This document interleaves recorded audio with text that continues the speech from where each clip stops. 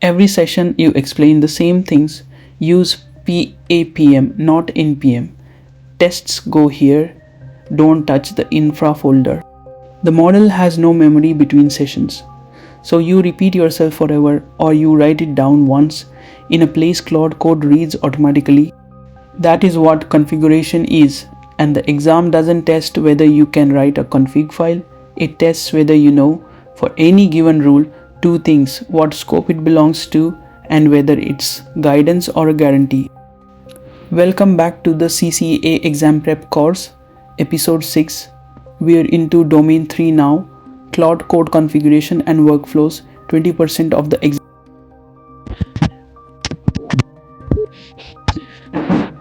One note, same as last time, the public exam guide details domain 1 only.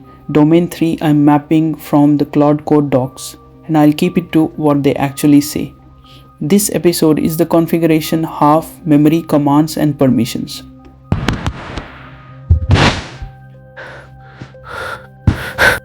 Start with memory, the CLAUDE.md file. This is where your written down instructions live, and there isn't one file, there is a hierarchy. 4 layers. At the top, enterprise or managed memory set by an organization, and it can't be turned off. Then user memory in your home Claude folder that applies to every project you work on. Then project memory, a CLAUDE.md checked into the repo shared with your whole team, and local memory, CLAUDE.local.md git ignored for your personal tweaks on this one project. Here is the part people get wrong on the exam. These layers do not override each other. They compose. Every applicable file gets concatenated into context together. The organization's rules, your personal rules, and the project's rules all at once. And Claude Code finds them by walking up the directory tree from where you are. Memory files deeper in the tree, say inside one package of a monorepo. Load on demand when Claude actually works in that folder. So the instructions match where you were working. 2 practical rules for the memory file itself. First, you can import other files with an @ sign and a path. At docs/conventions.md pulls that file in. It works with a tilde for your home directory too, and it nests a few levels deep. So you keep one short CLAUDE.md that pulls in focus pieces instead of one giant wall of text. Second, and this is an architect level point, every line of memory costs context on every single session forever. A bloated CLAUDE.md quietly taxes every conversation. Keep it tight, the instructions that actually change behavior, not a novel. Lean memory is a design decision, not laziness. Now the axis, the whole domain turns on, and if you watched episode 4 you already know it. CLAUDE.md is guidance. It's delivered to the model as instructions, and the model usually follows them. Usually because it's still a prompt, and a prompt is probabilistic. So if a rule absolutely must hold, never delete this folder, never call this API CLAUDE.md is the wrong place.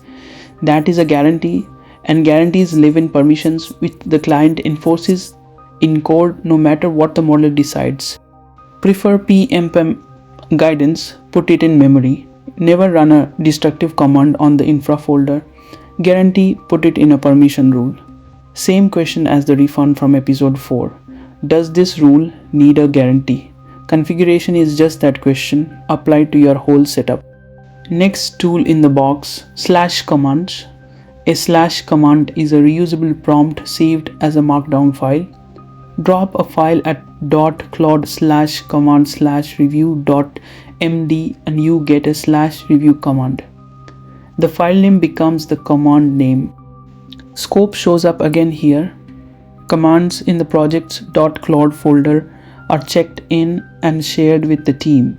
Commands in your home Claude folder are personal across all your projects. Same project versus user split as memory. Inside the command you can take arguments, $arguments for everything the user typed, or $1, $2 for positional ones. You can run a shell command with a leading exclamation mark and inject its output and pull in a file with add path. And the front matter can pre-approve specific tools, give an argument, hint, a description, and even pin a model. The exam framing: reach for a slash command. When you have a repeatable workflow, you keep retyping. Memory is what Claude always knows. A command is something you invoke on demand. Permissions: this is the enforcement layer, the guarantees. It lives in a settings.json file and it has 3 lists. Allow these tools and commands run without asking. Ask prompt me first. Deny never full stop. The rules are patterns, gitignore style. Allow bash npm run test : any test script, no prompt. Allow read on your source folder. Deny read on .env files, so secrets never enter context. Deny the destructive commands outright. And the rule to memorize: when allow and deny disagree, deny always wins. That is what makes it safe to share a permissive allow list. Your deny rules still hold the line. This is least privilege, and on the exam, least privilege is always the right instinct. Settings files stack in a precedence order, and the exam likes to test which one wins. Top to bottom, enterprise managed policy beats everything and can't be overridden. Then command line flags for this session. Then your local project settings, settings.local.json get ignored. Then the shared project settings checked into the repo. Then your user settings at the bottom applying everywhere. They merge rather than replace, but where they conflict, the higher layer wins, and a deny anywhere in the stack still wins over any allow. Organization safety rules can't be configured away by a project. That is the governance guarantee. Pull it together with the question we opened on scope. For any rule, you are really deciding who should have it. Should the whole team get it? Consistently check it into the repo project CLAUDE.md, project settings, project commands. That's how you make a team's Claude Code behave the same for everyone. Is it just your personal preference on this project? The local git ignored files across all your projects, your user files, and anything the organization must enforce regardless, managed policy at the top. Get scope wrong and config silently fails. A rule you put in your personal file never reaches your teammate and you both think you are right. Let's apply it. Scenario 2. A team using Claude Code to generate code. They want 2 things to hold for every developer. Claude must know the project's conventions and it must never modify the production infra folder. What's the right setup? Option A. Each developer adds the conventions and the restriction to their own home folder user memory.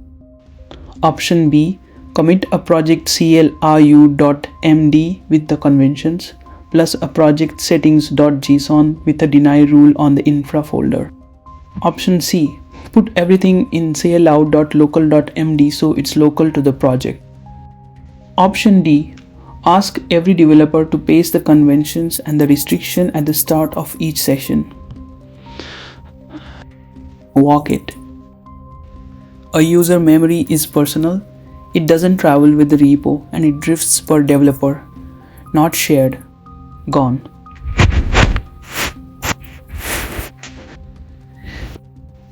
CLRU.local.md is get ignored. It never reaches team meets, the whole team requirement fails. Gone. Manual pasting doesn't persist and never touch infra as a typed instruction is still guidance, not a guarantee. Gone. P. Project CLRU.md is checked in, so everyone gets the conventions, that's the guidance part, and a committed deny rule enforces the infra restriction in code, that's the guarantee. Right scope, right mechanism. That's the answer.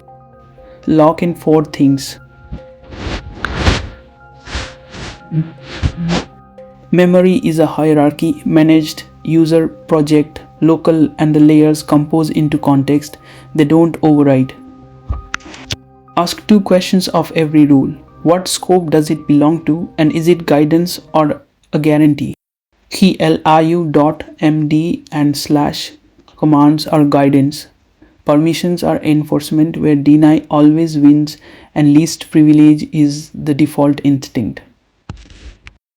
Scope decides check it into the repo for the team, keep it in Git node local files for yourself, and let manage policy enforce what the organization requires. Next episode finishes domain 3, plan mode versus direct execution, and running Claude Code headless in CI. Subscribe and I'll see you in episode 7.